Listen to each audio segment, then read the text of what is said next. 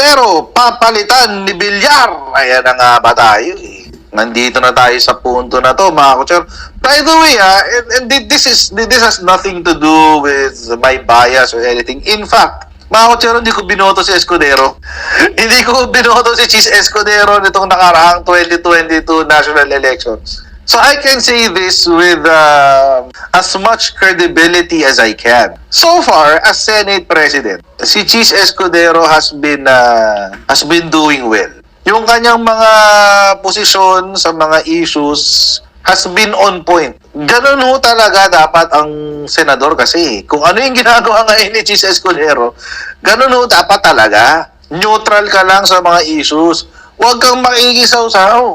Kasi nandiyan ka para tumimbang ng mga batas. Hindi pwedeng nakakiling ka sa kaliwa, hindi pwedeng nakakiling ka sa kanan. So, personally, hindi ko siya binoto bilang senador. But, I'm impressed with his work.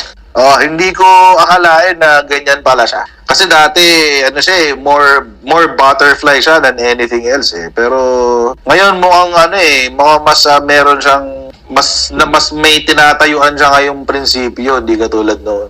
But anyway, balik natin yung kwento. Bago pa man madala sa Senado ang impeachment complaint laban kay Vice President Sara Duterte, umugong na papalitan si Senator Cheese Escudero ni Senator Cynthia Villar bilang leader ng Senado.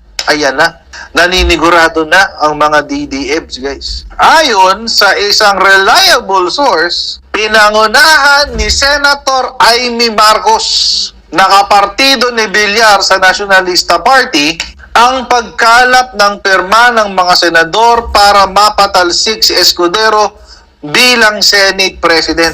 Kailangan lang ng 13 senador para makapili ng leader ng Senado. Ayun, nasabi na natin eh. Amy Marcos eh. Napakawalang yamo talaga. Nananahimik eh. Ngayon, mga kutsero, dahil si Senator Amy Marcos allegedly ang nagpaumpisa netong kudeta na to. Ano ngayon sa palagay nyo ang kanyang motibo para magkudeta ngayon sa Senado? Your guess is as good as mine. Pero kung ako bigla lang mag-iisip, okay, best friend eh. Best friend ang i-impeach. I-save si Sara. Save the Queen. Protect the Queen. Yun. #protect the Queen.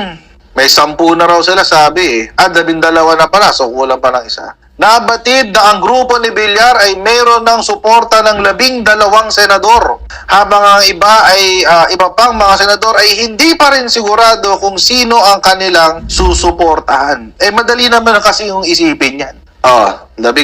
Papakita ko sa inyo kung sino daw yung 12 ha. Ito daw yung 12. Madali namang isipin yan eh kung bakit. Siyempre, Alan Peter Cayetano, ayan. Alan Peter Cayetano, Pia Cayetano, Bato de la Rosa, Bongo, Loren Legarda, Amy Marcos, Robin Hood Padilla, Bong Revilla, Francis Tolentino, Cynthia Villar, Mark Villar, at Mig Subiri. Di sigurado na natin to. Mukhang hindi rin natin nilalagay ang mga Cayetano. Ito si Pia Cayetano sa susunod na eleksyon. Pero rumarank pa naman to sa eleksyon ngayon. Sa 2025, ranking yan eh. Itong dalawa, ranking yan, no? Si Pia Cayetano at si Bongo. Si Loren Legarda, re-electionist yan. Na-elect ka, kaka-eleksyon lang yan. Kakahalal lang dyan. So, maghihintay pa tayo 4 na taon dyan. Siyempre, Robin Padilla, kaalyado yan ng 3. Bong Revilla, alam naman natin, butterfly yan. Tolentino, butterfly din yan. Ito si Villar, siyempre, siya yung makikinabang eh. Siya daw yung gagawing Senate President. Tsaka si Mark Villar, tsaka Mig Subiri. Pero ako, mga kotsero, may iba akong basa. Feeling ko hindi si Villar. Ay ilalagay nila. Kutob ko si Jinggoy. But anyway, balik tayo sa balita. Sinabi pa ng source na sa ngayon, si Villar ay may solid backing ng 12 senador. May solid backing daw.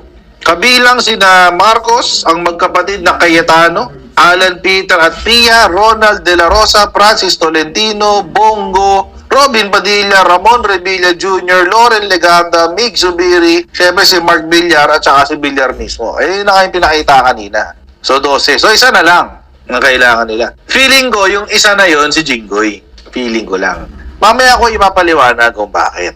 Bigyan natin konting suspense. Bilang re-election ni Senator ng administrasyon sa darating na May 2025 elections, si Marcos at si Senator Pia Cayetano ay tumatakbo rin sa ilalim ng Nationalista Party kasama ang anak ni Villar na si Representative Camille Villar. So, tatlo sila dyan. Ayan. Sa ilalim ng 1987 Constitution, ang Senado ay may tanging kapangyarihan. Sila lang kasi. Sila yung Senator Judges na matatawag. Nalitisin at pagdesisyonan ng lahat ng kaso ng impeachment. Ang mga mambabatas ng mataas na kapulungan ay tatayong hukom dito. Kung sakali raw, okay, ito na. Ito yung dahilan kung bakit tatanggalin si SP Cheese Escudero. Kung sakali raw makarating sa Senado ang impeachment case laban kay Duterte ngayon darating na linggo, dapat daw ang maupo sa impeachment trial bilang hukom ay ang mga loyal allies ng pamilyang Duterte. Ayan na. Woohoo! Actually, mga Kojero, hindi ko nila kailangan gawin yan. Hindi ko nila kailangan tanggalin si Cheese Escudero. Kung tutuusin. Bakit? Kasi 2/3 vote ang kailangan para makapagpa-impeach. That is more or less 16 people. Ilan ang kailangan mo para ma-acquit o mapawalang sala si Sara Duterte? 9 people lang. 9 people. Kung ito lang pala, kung meron na pala silang 12, ba't kailangan pa nila magkudeta? Hindi ko nila kailangan magkudeta. Kung yan na rin yung numero na meron sila. Kung may 12 na sila mo. Sabi ng balita. Pero bakit kailangan tanggalin si Cheese Escudero? Kasi mga Konchero, it's not just a protection. Hindi ho yan protection lamang para kay Sara. It is a statement. Hindi lamang ho yan para tanggalin si Cheese Escudero.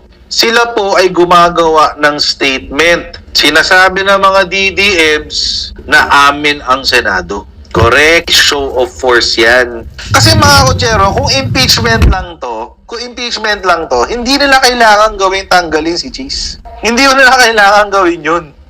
Dahil may numero na sila.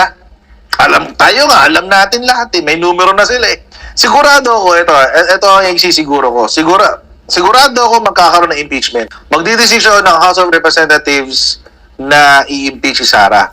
Bakit? Kailangan nila makaganti kay Sara. Sa dinami-dami ng mga pagkakataon na binalahura ni Sara Duterte ang lower house. So, i-convict siya sa lower house. Syempre, hindi naman impeachment court ang lower house. Ang impeachment court nasa Senado, nasa upper house. So, yun. Hindi lang ho ito tungkol sa impeachment. This is a show of force. This is a statement to the Filipinos that the Dutertes are still influential para sa 2025. Yun ho yung sinasabi ni Coco Pimentel. Nasa sa Pilipino na lang yan kung babantayan ang eleksyon, ang impeachment. Kung magiging masigasig ang taong bayan na kung mananalo si Sara Duterte sa impeachment, wala tayong magagawa. Andun lahat ng kalyado Pero ilabas na lang natin yung ating gigil at ating galit kay Sara Duterte sa eleksyon. Yun sinasabi ni Coco Pimentel kanina doon sa una nating vlog kaninang tanghali. So, sumablay pala ang paghahain ng impeachment. Di ba yan nga yung una kong sinabi? Nung unang nag-file pala ng impeachment, sila Laila de Lima. It is too soon.